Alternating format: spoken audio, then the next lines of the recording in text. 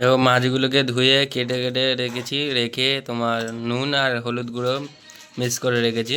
এবং গ্যাসে কড়াটা বসিয়ে দিয়েছি, দিয়ে কড়াটা গরম হয়েছে। এবার তেল ঢেলে দেবো, সর্ষের তেল, পরিমাণ মতো সর্ষের তেল। এটা কি মাছ ভাজার তেল নাকি মাছ ভাজবে? মাছ ভাজা হবে। এবার মাছগুলো ছেড়ে নিচ্ছি এক করে।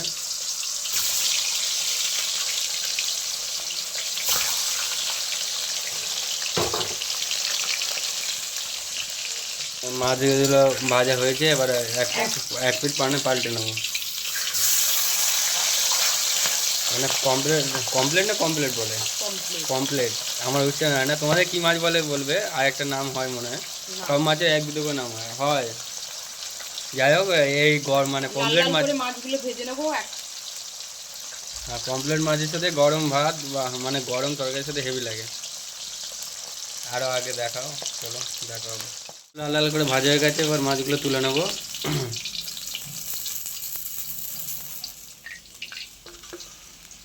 এরকম একটা পমপ্লেট মাছ হলে গরম ভাতের সাথে দারুণ লাগবে। তোমরাও খেয়ে দেখবে একবার। এগুলো ভেজে নেবো, লাল লাল করে আলুগুলো ভেজে নেবো। আলুটা ভেজে তুলে নিয়েছি। এবার মশলা দেবো। প্রথমে দিলাম তোমার গোটা জিরে, আর একটা তেজপাতা দিলাম 2 টুকরো করে। এবার দেবো আদা পেস্ট দেবো। আদা পেস্ট দেবো। এবার তার আগে একটু হলুদ দিয়ে দেবো, যাতে না আদা পেস্টটা দিলে তেলটা যেন না ঠিক রয়।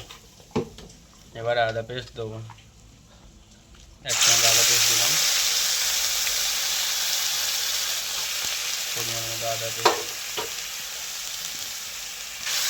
এবার ভালো করে ঘেটে নেবো মশলার সঙ্গে।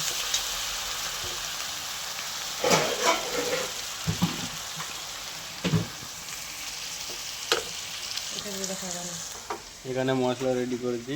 দেখো এখানে আছে তোমার লঙ্কা গুঁড়ো, হলুদ গুঁড়ো, এটা কি মা? জিরে গুঁড়ো। জল নিয়েছি, কেটে নেবো। এই যে তেল দিলে ভালো তো না জলে ঠিক আছে? দেখি তেল দিয়েও বলে যাবে মা? না, তেল দিয়ে গোলা যাবে না, জল দিয়ে। মানে জল দিয়ে এবারে 3 টুকরো কাঁচা লঙ্কা, টমেটো কুচিটা দিয়ে দিলাম। তোমার 3 টুকরো লঙ্কা আর তোমার টমেটো দিয়েছি। এবার ভালো করে নেড়ে নেবো। এটা হয়ে এসছে, তেল ছেড়ে দিচ্ছি। এবার নুন দেবো, 1 চামচ পরিমাণ মতো নুন।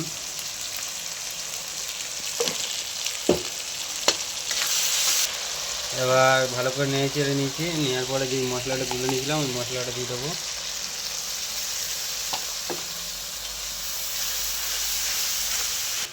মশলা দিয়ে এবার তেল ছেড়ে নিয়েছে। এবার আলুগুলো দিয়ে দেবো আমি। আলুটা যেহেতু ভেজে রেখে দিয়েছিলাম তাই, আর বলেছি আলুটা ভেজে নেওয়ার সময় দেখা হয়েছিলাম।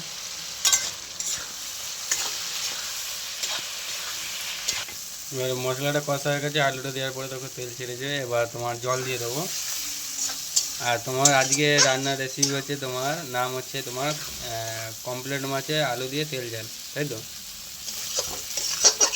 একবার অবশ্যই ঘরে ট্রাই করবেন আর বলবেন কেমন লাগছে। আর আমার আগে 2টো ভিডিও আমি বানিয়েছিলাম, তোমরা প্রচুর পরিমাণে সাপোর্ট করেছো, এইভাবে আমার পাশে থাকবে।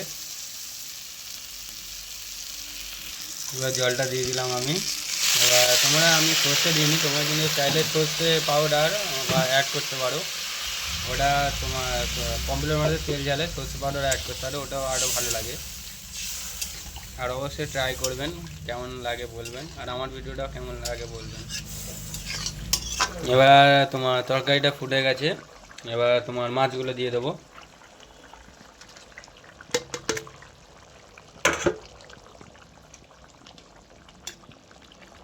হয়ে গেছে তরকারিটা।